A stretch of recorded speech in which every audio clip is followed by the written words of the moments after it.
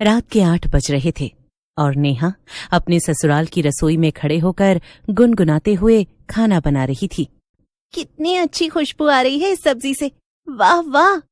नेहा की कुछ दिन पहले ही शादी हुई थी और शादी के बाद भी वो ऑफिस में काम भी करती थी। नेहा खाना बना ही रही होती है कि तभी उसके फोन में एक नोटिफिकेशन आता है। अरे, इस समय किसने मैसेज किया होगा? जैसे ही नेहा फोन खोलकर देखती है तो चौंक जाती है।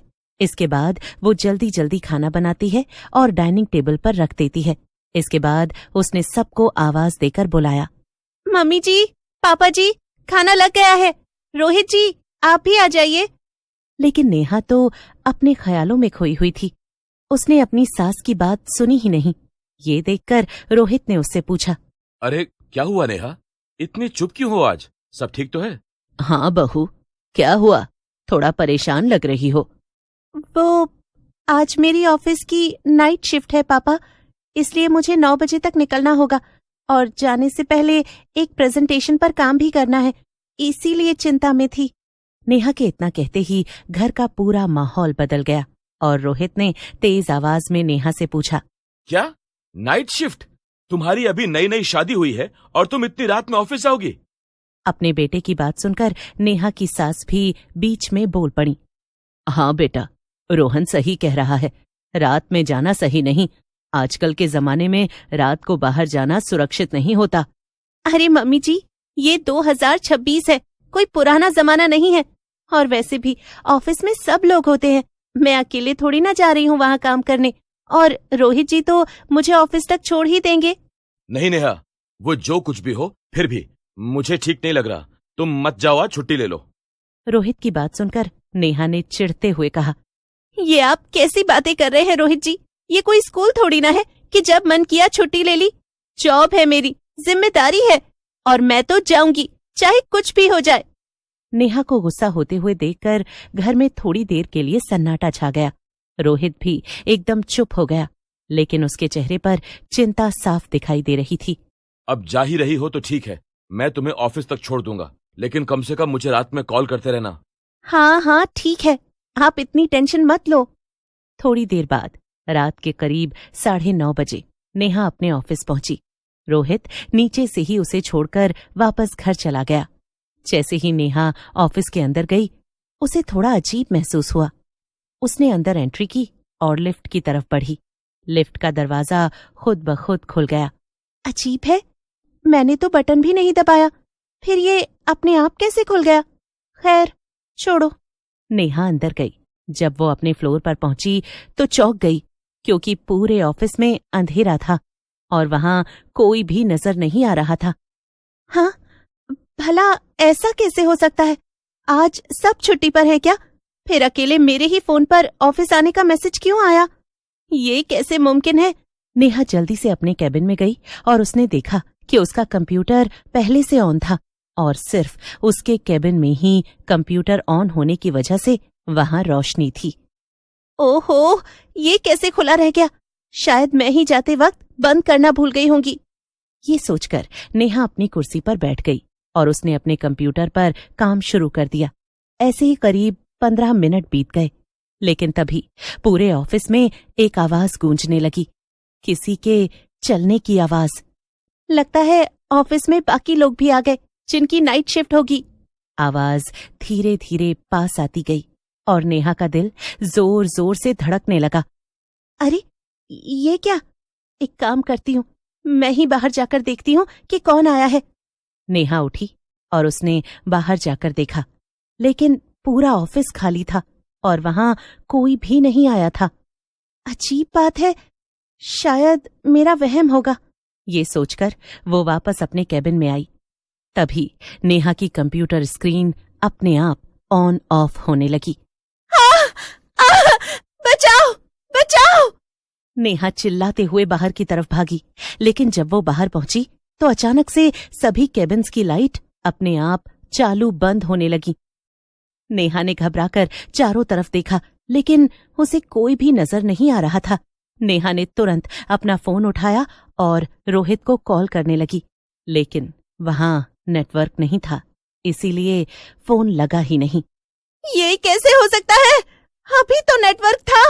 तभी नेहा के पीछे से एक डरावनी आवाज आई।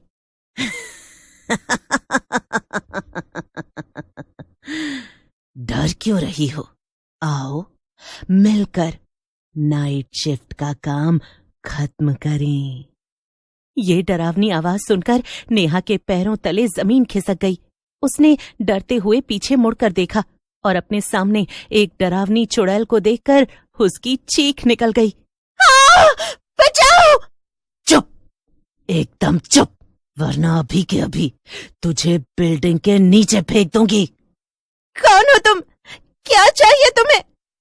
ये ऑफिस मेरा है।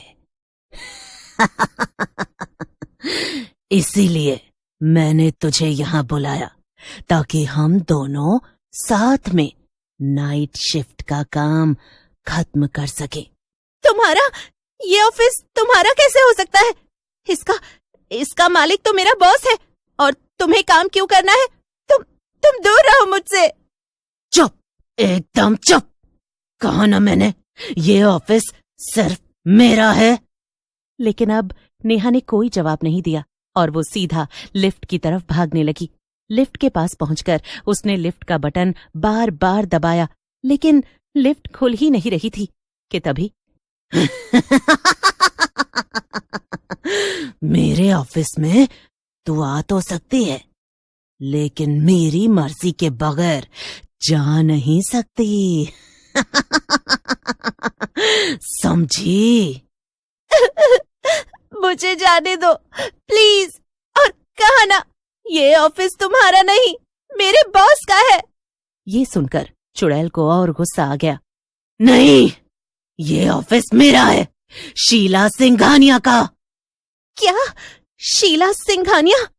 तो क्या तुम मेरे बॉस की एक्स वाइफ हो ना, जो पिछले साल मर गई थी? हाँ, सही कहा। और पहले ये ऑफिस मेरा ही था, लेकिन फिर पता नहीं कैसे सीढ़ियों से फिसलने की वजह से मैं मर गई और तब से इस ऑफिस की हालत अच्छी नहीं। इसीलिए मैं लोगों को मैसेज करके उन्हें ऑफिस में नाइट शिफ्ट के लिए बुलाती हूँ ताकि वो ऑफिस में ठीक से काम करें। क्या? तो तुम्हें ऑफिस की इतनी चिंता है? लेकिन क्या तुम्हें पता है कि सब कहते हैं कि बॉस ने ही तुम्हें मरवाया था? क्या? क्या कहा? हाँ, सबको पता है, लेकिन बॉस ने पुलिस को पैसे देकर ये बात छुपवा दी। इसीलिए तो उन्होंने तुम्हारे मरने के एक हफ्ते बाद ही दूसरी शादी कर ली और अब वो कंपनी भी ठीक से नहीं चला पा रहे। क्या? इतना बड़ा धोखा? शायद इसीलिए मैं अब तक भटक रही हूँ। मुझे उस आदमी से बदला लेना है। अब मेरे पास एक आइडिया है। मैं अभी उन्हें और उनकी दूसरी पत्नी को फोन करके यहाँ बुलाती हूँ। नेहा जल्दी से जाकर अपने केबिन के पास गिरा हुआ अपना फोन ले आती है और अपने बॉस को फोन लगाती है। इस बार फोन में फिर से नेटवर्क आ गया था। 2 रिंग जाने के बाद उसके बॉस फोन उठा लेते हैं। वो सर, इमरजेंसी है, ऑफिस में आग लग गई है, आप जल्दी यहाँ आ जाइए वरना सब बर्बाद हो जाएगा। नेहा फोन काट देती है। हाँ, अब बस 15 मिनट रुको, बॉस आ जाएंगे। और फिर थोड़ी ही देर में बॉस और उसकी नई पत्नी मीनल वहां आ जाते हैं। अब वो दोनों ही कंपनी के नए मालिक थे, लेकिन जब उन्होंने देखा कि कंपनी में कहीं आग नहीं लगी थी तो वो खुद ही आग बबूला हो गए। वैसे ही उन दोनों के सामने चुड़ैल आ जाती है। अब तुम दोनों तो गए। इतना कहकर चुड़ैल बॉस और उसकी पत्नी मीनल को मार देती है और अपना बदला ले लेती है। बदला पूरा होने के बाद वो नेहा की तरफ देखकर कहती है, तुमने मेरी मदद की नेहा, इसीलिए आज से ये कंपनी मैं तुम्हें सौंपती हूँ, तुम ही इसे संभालना। इतना कहकर चुड़ैल गायब हो जाती है और नेहा राहत की